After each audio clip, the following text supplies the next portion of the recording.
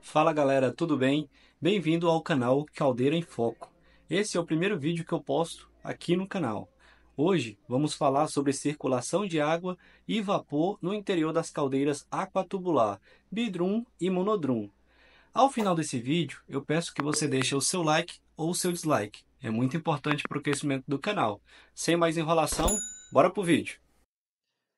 Vamos entender aqui como funciona a circulação de água e vapor no interior de uma caldeira. Vamos entender aqui a circulação a partir da alimentação de água vinda do desaerador, certo? Para entender como funciona a circulação no interior da caldeira, o interessante é conhecer os componentes pelo qual essa circulação vai passar e a função de cada um deles. E a gente vai iniciar entendendo qual a função do feixe tubular. O feixe tubular, ele é dividido em 2 seções, basicamente. A gente tem a seção dos tubos, descendentes. Os tubos descendentes têm a função, de, levar a água que chega no tubulão superior até o tubulão inferior, certo? Alimentar o tubulão inferior e, por consequência, alimentar também os tubos ascendentes, né, os tubos ascendentes, que são os tubos aí chamados de vaporizantes ou tubos risers, certo? Então, o vestibular tem essas duas funções, a interligação de alimentação de água entre o tubulão superior e inferior e, direcionar o fluxo de vapor que é gerado aqui nos tubos até o tubulão superior. Dando continuidade à circulação, no tubulão inferior, a gente tem os tubos, Dawkomers, são os tubos de descida de água. Esses tubos são responsáveis por alimentar os coletores inferiores das paredes de água da fornalha. Lembrando que a fornalha é composta basicamente por 4 paredes: lateral esquerda, lateral direita, frontal e a parede traseira, certo? E o que que ocorre aqui? Ocorre que, uma vez que é alimentado os coletores inferiores, estes alimentam todos os tubos das paredes de água da fornalha e, após alimentado e trocar calor com os gases provenientes da combustão, a gente tem aqui o início do processo de vaporização, certo? E esse vapor que é gerado nesses tubos aqui, ele é direcionado até os coletores superiores. Cada parede possui um coletor inferior e um coletor superior. O coletor superior é responsável por captar o vapor que é gerado nos tubos e direcionar para o tubulão superior. Aqui a gente conhece esse movimento de água, né, e vapor como transferência de calor por convecção, que é a diferença de densidade entre os fluidos. A água, por ser mais densa, por ser mais pesada, ela tende a descer e ocupar todo esse espaço dos tubos. Mas, ao trocar calor com os gases e acontecer a vaporização, e levando em conta que o vapor ele é mais leve, ele tem menor densidade e tende a subir. Então, à medida que a água vai vaporizando, o vapor vai subindo e uma nova quantidade de água vai descendo, mantendo uma circulação contínua. Isso se torna, na verdade, um processo, uma circulação em circuito fechado, certo? Uma circulação contínua. Aqui não há falha de circulação. Em operação normal, não há falha de circulação. E a mesma coisa ocorre aqui no feixe tubular. À medida que eu vou alimentando meu tubulão superior, e alimentando o tubulão inferior através dos tubos de descida de água, eu alimento os meus tubos vaporizantes, que também, ao trocar calor com os gases provenientes da combustão, acontece a vaporização, e com a vaporização acontece o fenômeno da transferência de calor por convecção. O vapor sobe até, é direcionado até o tubulão superior, e uma nova quantidade de água, uma nova camada de água desce ocupando esse espaço, aí vaporiza, sobe, e assim por diante, certo?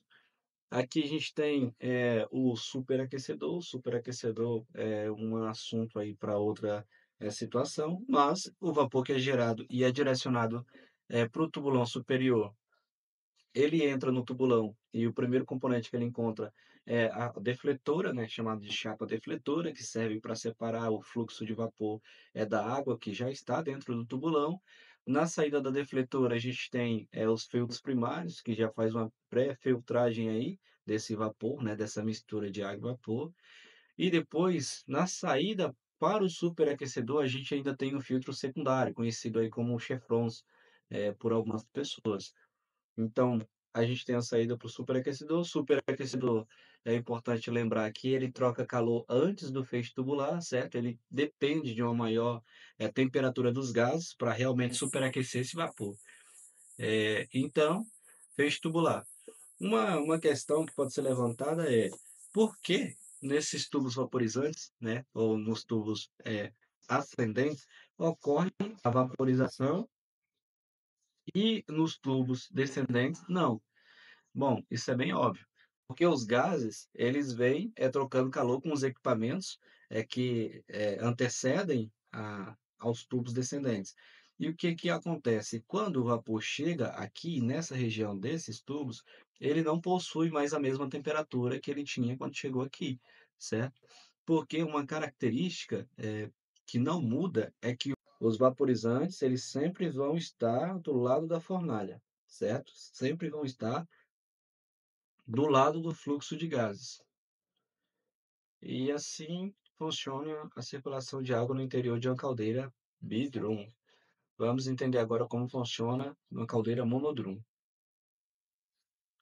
A circulação no interior da caldeira monodrum, ela tem uma pequena diferença. Pelo fato, é óbvio, de ter apenas um tubulão, então a gente não possui aqui o feixe tubular na mesma disposição, que ele se encontra na caldeira Bidrum, correto? Então aqui, basicamente, é entender essa diferença.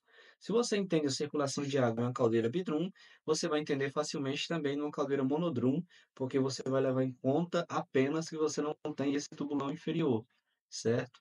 Então vamos lá. Acontece a alimentação inicia do mesmo ponto, alimentação de água provinda do zerador, alimenta o tubulão superior. Do tubulão superior, a gente já tem os Dawcomes. Você lembra, que no exemplo anterior, o Dawcome, ele se origina, né, ele parte a partir, do tubulão inferior. Aqui, como a gente não possui, os Dawcomes já saem direto do tubulão superior. E o primeiro equipamento, que ele alimenta é o evaporador, certo? O evaporador aqui tem a mesma função do feixe tubular, que também pode ser chamado de feixe tubular, certo? Mas para a caldeira, monodrum, o pessoal costuma chamar de evaporador.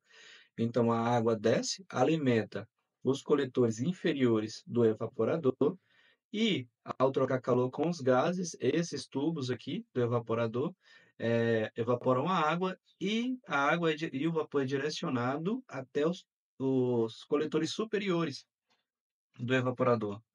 Então, os coletores direcionam esse fluxo de vapor para o tubulão superior. A fornalha aqui não muda, tá? A circulação, de água e vapor na fornalha não muda da caldeira Bidrum, a mesma coisa. É até mais simples, na verdade, eu acho, a circulação de água aqui, do que na Bidrum, né? Apesar de que as 2, são bem simples aí, fácil de entender.